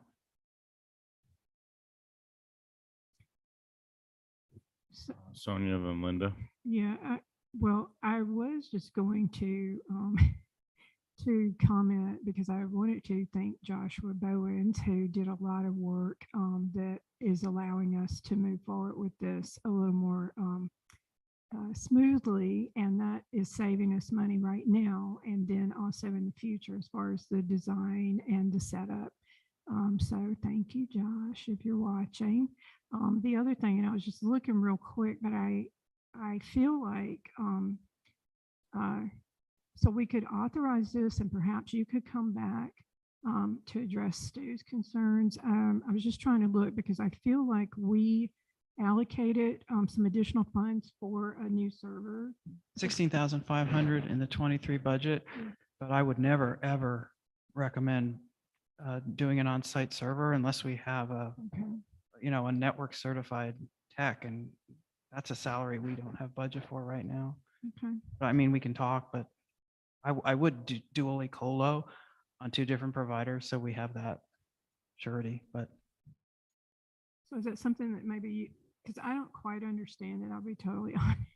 I'm hearing both of you, I'm agreeing, but is that something just that maybe you could bring back to us as a report and just help us to understand that assurance of how that's protected, that redundancy? Yeah, sure. And that's a project that's on the docket for this year, but not in the first quarter. We have other things to turn our attention to that are more important. We got to retrieve all this content and make sure it's available. I don't know if any of you have noticed, but it seems like every time I go to the website, another link is broken. And sometimes it takes me an hour and a half to fix them. So it's just a never ending battle. We got to fix it. We got to put the right infrastructure in place so that all this time we're spending isn't repeated over and over because of the software glitches. Go ahead, Linda. Okay, I'm, let's see, I'm concerned about the whole thing of temp staff that's going to load all this stuff. Are they going to be employees of ClickMonster? Because somehow having a bunch of temp people with passwords to access all of our information seems a little strange. I'd sent an email to Joanne asking, because I've looked at some of the stuff that the communications committee did last year, and I really didn't see a good example of what's the new website going to look like. I feel like I'm buying a horse sight unseen here. And I'm just concerned that, and maybe Josh could come or someone could come to a meeting and show us what it's going to look like. It's just, we know so little. And it seems like a lot of what they're suggesting with the new website initially is going to take more time from staff once it gets established to keep things current on there. And I'm concerned about that. So that's why I'm wondering where who's going to select this labor, this temp labor to have access to our website to load stuff? So that's a great question. I would hire the temps. They would probably work remotely, and none of the information that they touch is confidential because it's all getting loaded to our website, which isn't confidential. It's all in the public domain. You don't have to be a member to access the site, see all the stuff. So there doesn't seem to be a confidentiality concern. There are a lot of gig workers who are extremely talented in the area of website design and maintenance, file transfers, file formatting, graphic design. And generally, there are a number of different services you can contract with. I've worked a lot in this space and I have a lot of connections. So I would feel confident hiring and managing that labor force. It's an effective way to get a lot of work done fast. Regarding the design, I don't really have a design I can show you because, as I've said in my memo, the design wasn't finalized. But there is a conceptual reorganization of the material that eliminates a lot of the current redundancies. As this group is probably very familiar with the website, you probably recognize that there are about 16 different ways you can get to a single piece of content. And sometimes that's good. You know, multiple pathways present themselves to people who interact with the website in different ways. But our website is more like a labyrinth in which you can easily get lost and forget how to get back to the beginning. And so when I looked at the designs, I was pleasantly surprised because it looked just like our regular website with the same pictures and a lot of the same feeling in there. But the menu, the carnival menu that goes down the side with all the different color buttons, and that was eliminated and it was replaced by just a top bar menu with all of the major functionality represented in menu choices. So if the board would like, I can defer this and bring back design specs at the next meeting. It's actually hard to pick and choose out of the set of things that was sent to me to create Isn't a it final too product. early to be doing that? Like, don't you need to do this part before you get to the design part?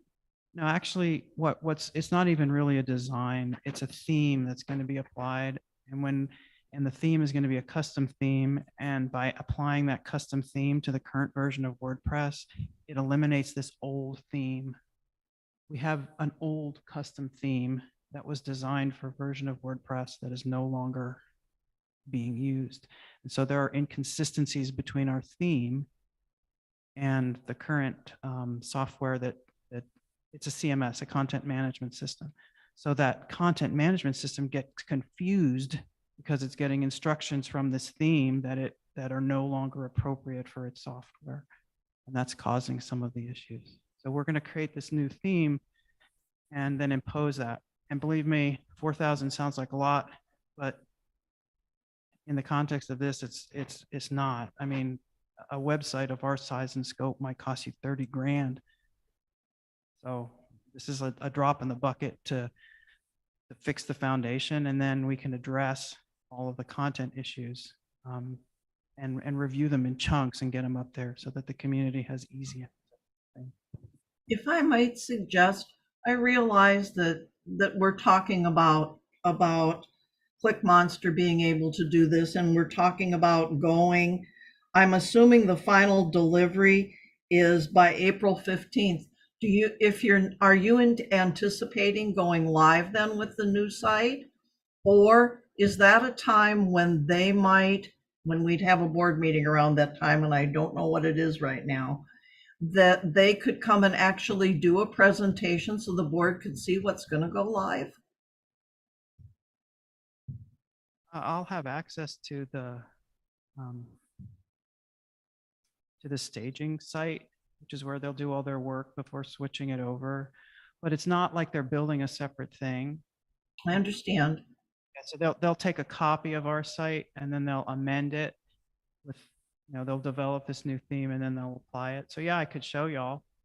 I mean, at that point, if significant changes would be made, that would be above and beyond the 4K.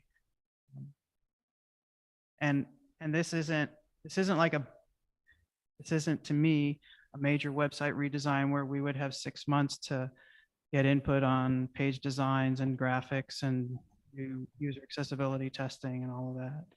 No, This- it's just to see what it looks like, because you're, all of a sudden, you're gonna have this new website, and we're talking about it now, but all of a sudden, people are gonna see stuff and it'd be different. It just would be nice as a board to just have a general, maybe a half-hour presentation or less, to just show, this is kind of how it works, and let us see what our money's paying for.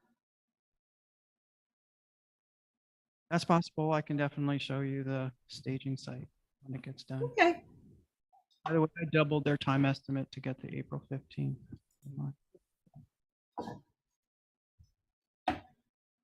Any other discussion? All right, we'll call the question. The motion on the table is that the board of directors approve $10,483 from the SURF fund. That was allocated, or that was proposed in the 2022 capital budget to be used for the rebuild of the suddenvalley.com website, and authorize the general manager to direct this project with the not to exceed amount of $10,483. All those in favor? All right, that passes unanimously. We will move on to the next agenda item, which is a capital request regarding tennis court resurfacing. I'll pass it to Joanne. Thank you. The purpose of this request is to get funding approval for design and permitting. The existing tennis courts located adjacent to the main pool at the Recreation Center, also known as Barn 8, appear to be original construction and need significant improvements to be usable. The existing asphalt has wide cracks, the net posts are failing, and the surface as a whole needs repair. In addition, the surrounding fence needs repair. SVCA's 2023 budget includes amounts to repair these items in the combined total of $189,925. SVCA proposes to begin work on the design and permitting for improvements to the tennis courts. This will include design, engineering, and permitting for the project to be constructed. Permitting will require a shoreline substantial development permit, and the overall permitting process is anticipated to take approximately 5 months. The failing asphalt sections will be removed and new asphalt will be installed. The entire asphalt surface will then be resurfaced. New surface markings will be applied to accommodate both tennis and pickleball. The existing nets will be replaced. The existing fence will be repaired or replaced. And construction is proposed for summer 2023 during the Lake Wacom watershed construction window. Depending on permitting, this would likely be August or September. The proposal is to authorize design and permitting to begin per PNW Services Incorporated attached proposal dated February the 5th, 2023. We're requesting $19,101.50 per the PNW proposal to begin that design and permitting.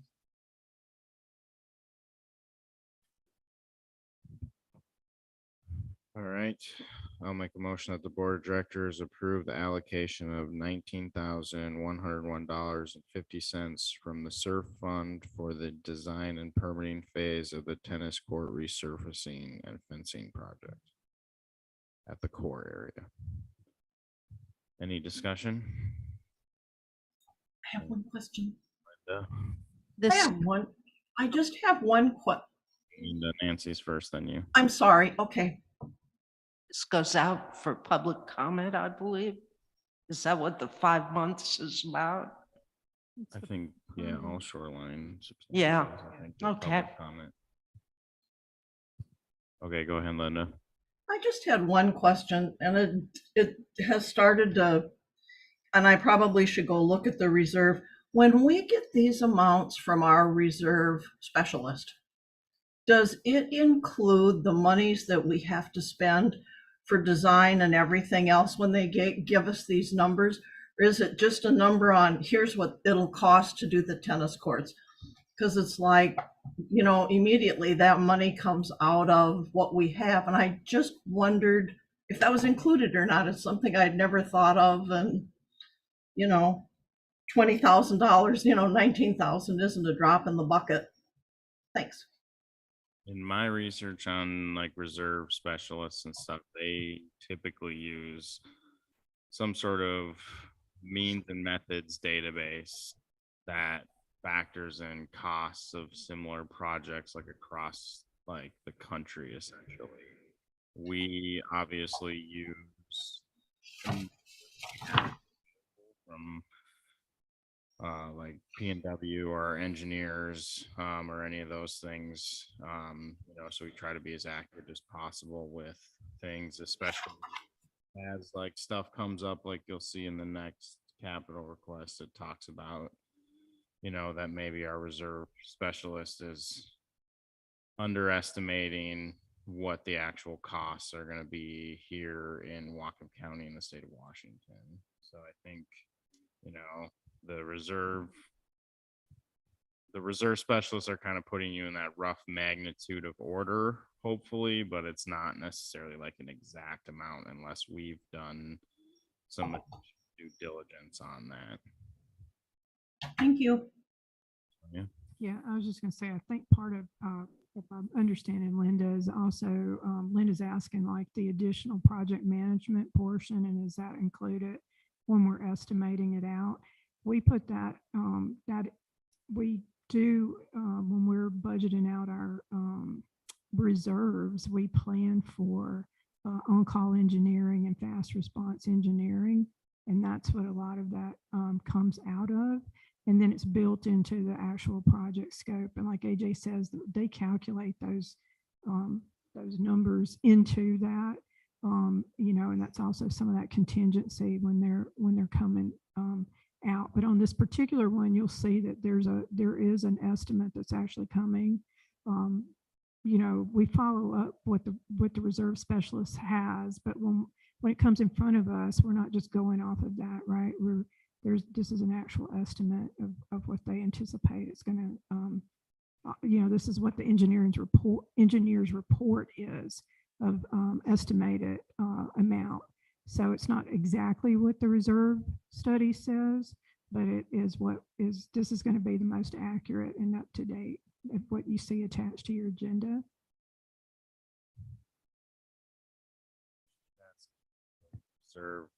You're asking if the reserve study includes like permitting fees and design fees, or is it just construction fees? Is that what you're asking, Linda?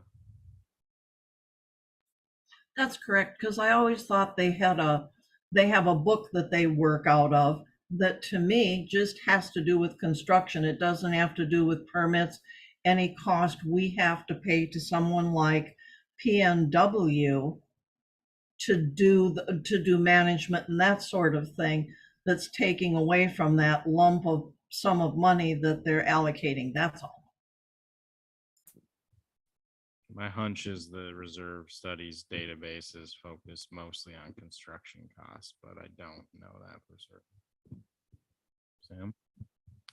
Hey, looking at this, it's basic replacement or almost replacement of what's there, but I don't see anything mentioned about lighting or the possibility of putting in conduits, high quality conduit that could allow us to add lighting later.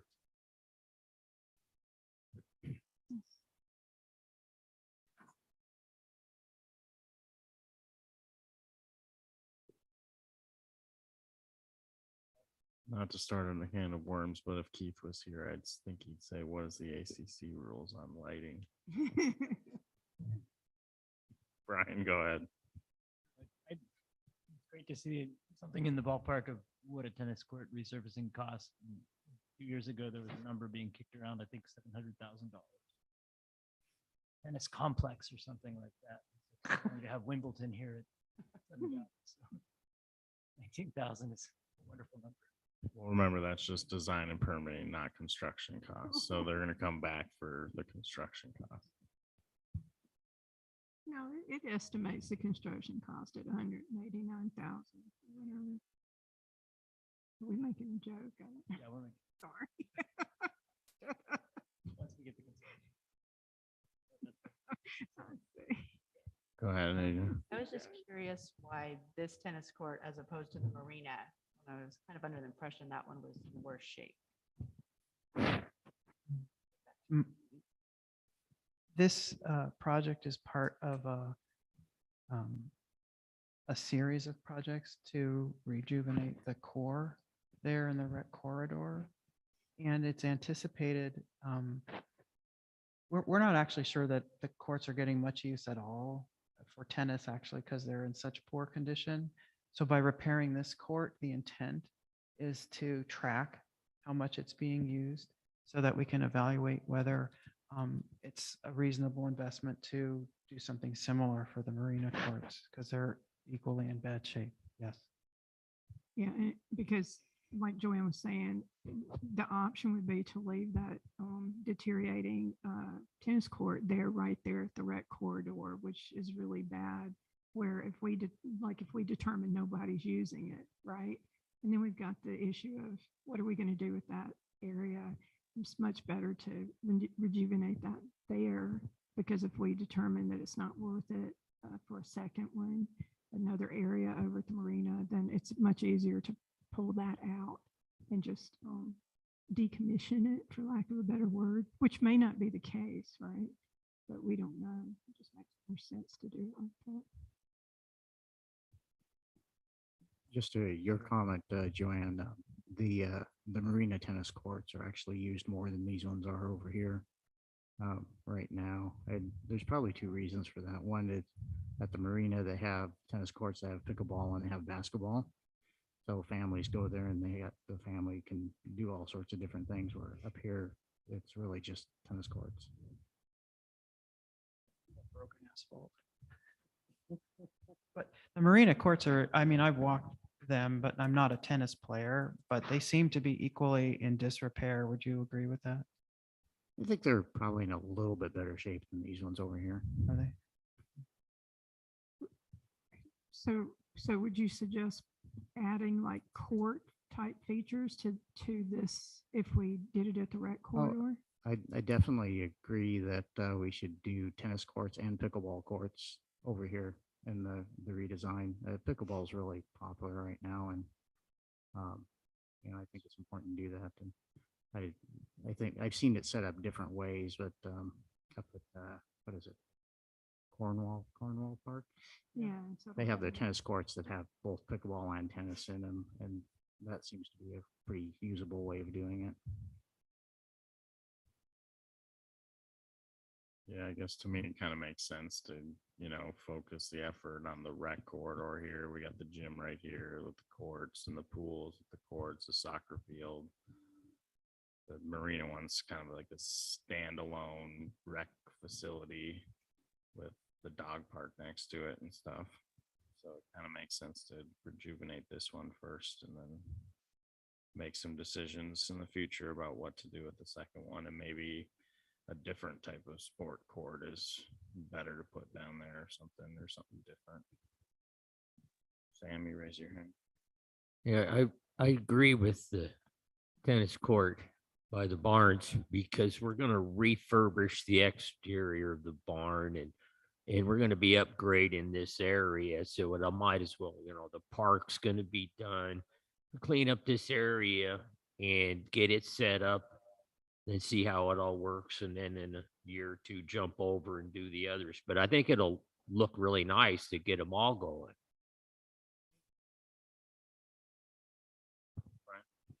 This point that pickleball has become really popular, I could just.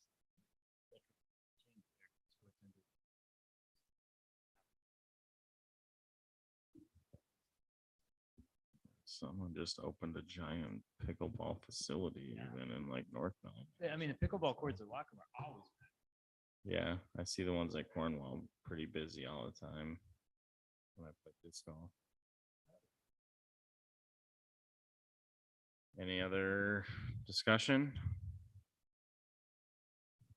All right, we'll call the question. The motion on the table was that the board of directors approve the allocation of $19,101.50 from the SURF fund for the tennis court resurfacing and fencing project in the core area. All right, all those in favor? That passes unanimously. All right, we'll move on to the last item, the capital request related to the marina dock repair. Thank you. The purpose is to request funding approval for preliminary design and an engineer's estimate to replace the marina docks. SVCA's reserve study identifies that the marina docks are scheduled for replacement in 2027 and estimates their replacement cost to be $187,177.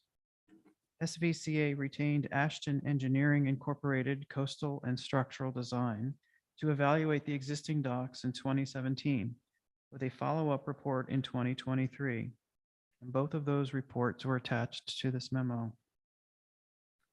The reports from Ashton Engineering acknowledge that the existing docks are approaching the end of their life cycles. The floating docks provide moorage for 88 boat slips that are primarily used during the summer months. SVCA proposes to complete a preliminary design with an engineer's estimate to ensure SVCA is adequately budgeting for dock replacements. During the 2023 evaluation, Ashton Engineering indicated that the proposed 2027 budget of $187,177 is likely undervalued by a substantial amount in today's market. The preliminary design will also be used by SVCA to develop a timeline for when design and permitting should begin for this project. It is likely that the permitting process will take more than a year to complete. The preliminary design and engineer's estimate is anticipated to be completed prior to SVCA starting the 2024 budgeting process. The proposal is to authorize $12,188.43 as per PNW Services Incorporated proposal dated 3/7/23. I request $12,183.43 from SURF to complete a preliminary design and engineer's estimate for replacing the marina docks.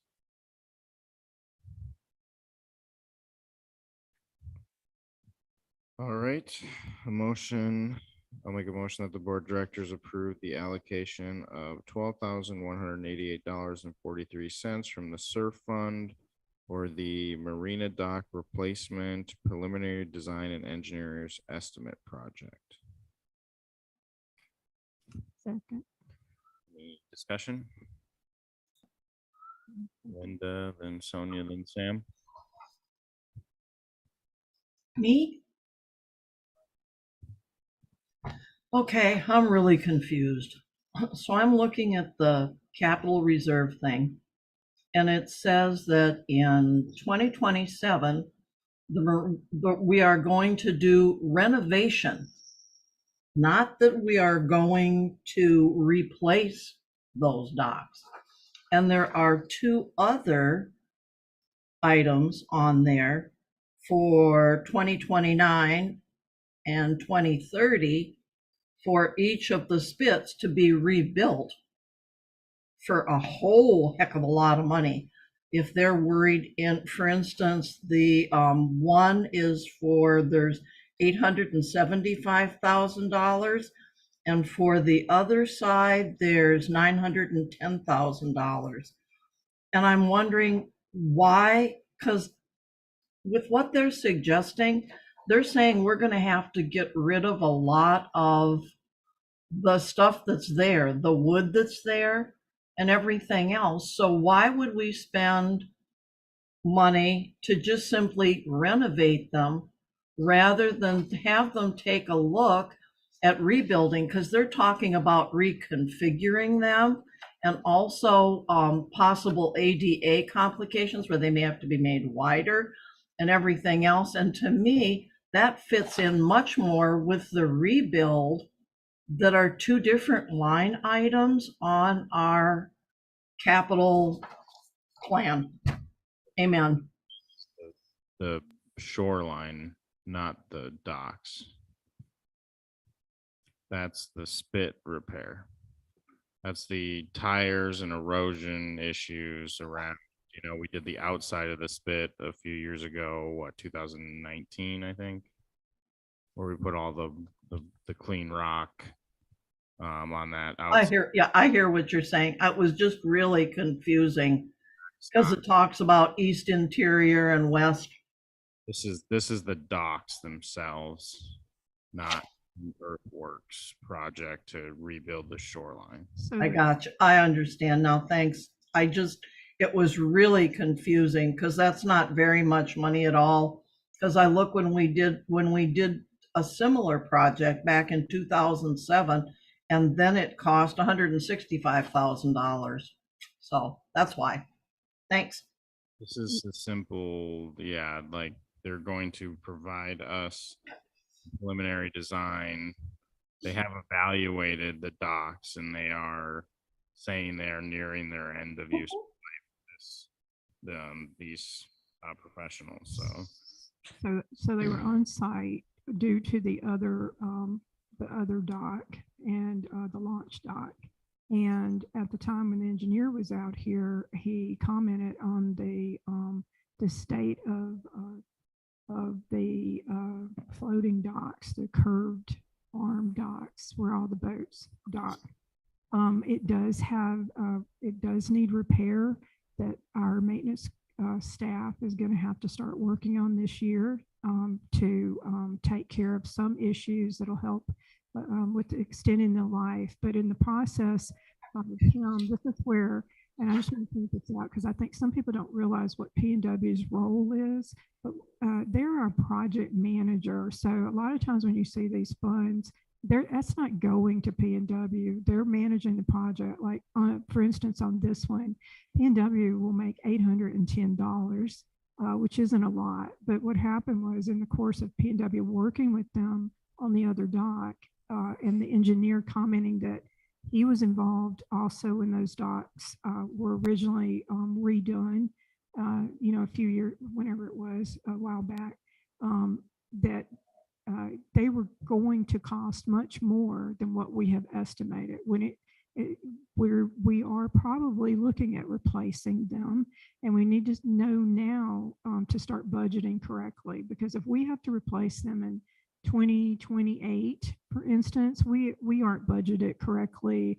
That's why he needs to look at that and get so we can get a more accurate number and drill down of what is it going to cost for us to replace those.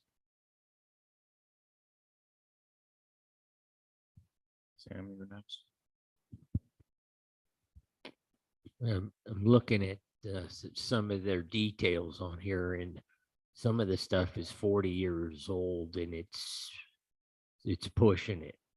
So it's looking like we're headed for some of that replacement. They also show gangways that are no longer there. We did replace the gangways. This is showing some examples, but that's what we actually installed a few years back. Yeah, there's one report in there from 2017, which would have been before Right. the new stuff happened down there, and then their newest one. Just their breakdown on all the conditions they saw. We're going to put some Band-Aids on it and stretch it down the road till we get the funding, but we definitely need, looks like we need this accurate funding for a replacement so that we do have a plan and a budget down the road, because it's a big deal.